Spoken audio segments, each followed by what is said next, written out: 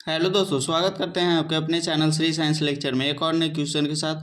जो कि हमारा क्वेश्चन है एक्सरसाइज 3.1 का क्वेश्चन नंबर तीसरा। देखिए क्वेश्चन नंबर तीसरा का भाग नंबर तीसरा है। तो देखिए क्वेश्चन कर रहा है अनुपात तो A1/A2, B1/B2 और C1/C2 की तुलना कर ज्ञात कीजिए कि निम्न रैखिक समीकरणों का युग्म संगत है या असंगत। बताना है कि निम्न रैखिक समीकरणों का युग्म संगत है या असंगत। तो चलिए इसको सोल्व करते हैं। यहाँ पे लिखेंगे हल। यहाँ पे लिखेंगे दिया गया समीकरण युग्म। दिया गया समीकरण युग्म। हमारा समीकरण युग्म क्या है? तो है 3/2 x प्लस 5/3 y बराबर 7 है। दूसरा है 9x माइनस 10y बराबर 14। क्या है? 9x माइनस 10y बराबर 14। तो इसको हम देखिए पहले किस रूप में लिखेंगे, इसको चेंज करना पड़ेगा सोल्व करने के लिए। तो देखिए ax plus by plus c बराबर 0 के रूप में लिखेंगे। इसको a1x b1y c1 बराबर 0 के रूप में तब भी हो पाएगा।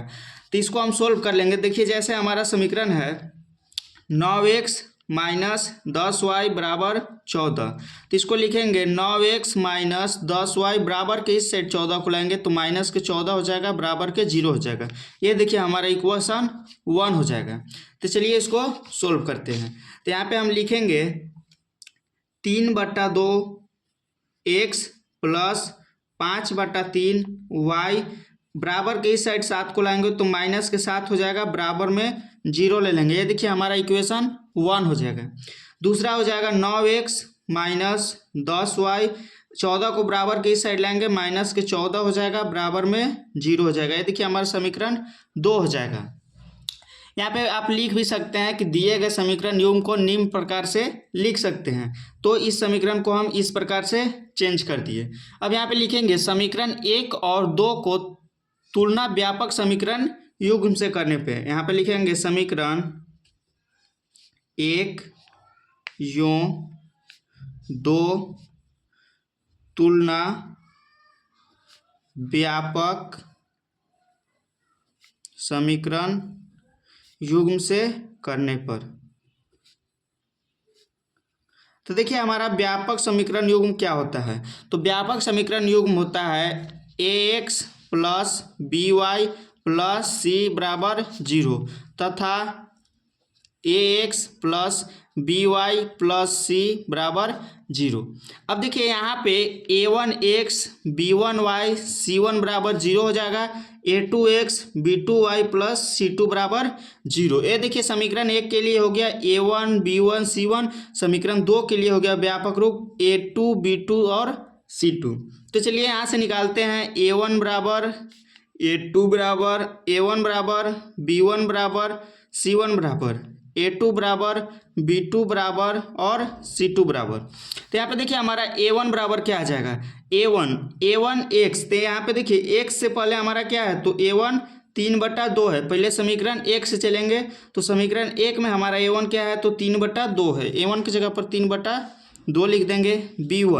b1 की जगह पर क्या है? तो b1 की जगह पर है 5/3। a1 b1 c1 हो जाएगा, तो b1 की जगह पर 5/3 है, यहाँ पे लिखेंगे 5/3। c1 की जगह पर क्या है? तो c1 की जगह पर माइनस के 7 है।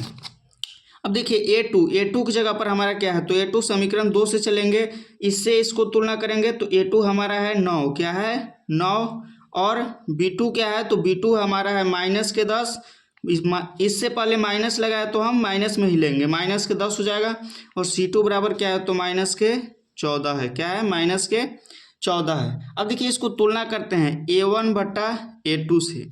a1 हमारा क्या है? तो 3/2 है। और a2 क्या है? तो a2 है 9। क्या है? 9। देखिए बट्टा में है, ये दोनों के बट्टा में 9 है तो हम इसको गुना में ले जाएंगे तो इसके नीचे 1 रहता है, तो यहाँ पे हो जाएगा 3/2। गुना में जाएगा तो 1 ऊपर चल जाएगा, 9 नीचे आ जाएगा। क्या आ जाएगा? 9 नीचे। इससे इसको काट कर देंगे 3 बार में तो यहाँ पे हो जाएगा 1/6। क्या हो जाएगा? 1/6। अब दूसरा तुलना करेंगे b1/b2। किसको? b1/b2 को। तो देखिए B1 हमारा कितना है, तो B1 है 5/3, कितना है 5/3, और B2 कितना है, तो B2 है बट्टा में -10, क्या है बट्टा में -10। अब देखिए यहाँ पे कुछ नहीं है तो नीचे 1 रहता है, इसको बट्टा में है इसको गुना में ले जाएंगे तो 5/3 हो जाएगा। गुना में जब चेंज करते हैं तो नीचे वाला ऊपर चल जाता है, 1 ऊपर चल गया बट्टा में -10 हो गए, 2 बार में कट जाएगा 5 से 10, तो ऊपर में बचेगा 1 बट्टा, यहाँ 3 दूना 6 हो जाएगा। देखिए कभी भी नीचे में माइनस नहीं होता है तो ऊपर में माइनस लगा देंगे, 3 से 2 में गुना करेंगे -1/6 हो जाएगा। अब देखिए हमारा क्या है कि A1/A2 है 1/6 और B1/B2 है -1/6।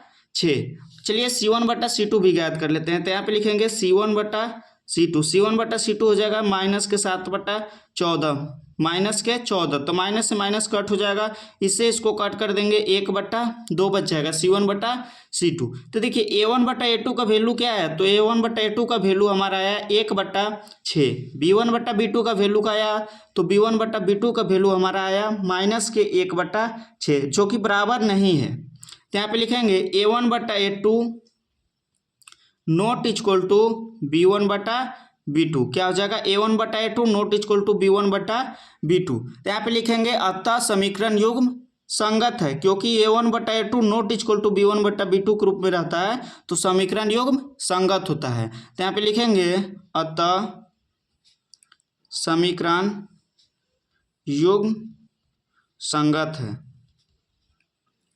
युग्म संगत है। तो ये देखिए हमारा आंसर हो गया A1/A2 not equal to B1/B2 के जब फॉर्म में रहता है तो हमारा समीकरण युग्म संगत होता है। तो चलिए इसे आप नोट कर लीजिए, मिलते हैं अगले वीडियो में अगले क्वेश्चन के साथ। धन्यवाद।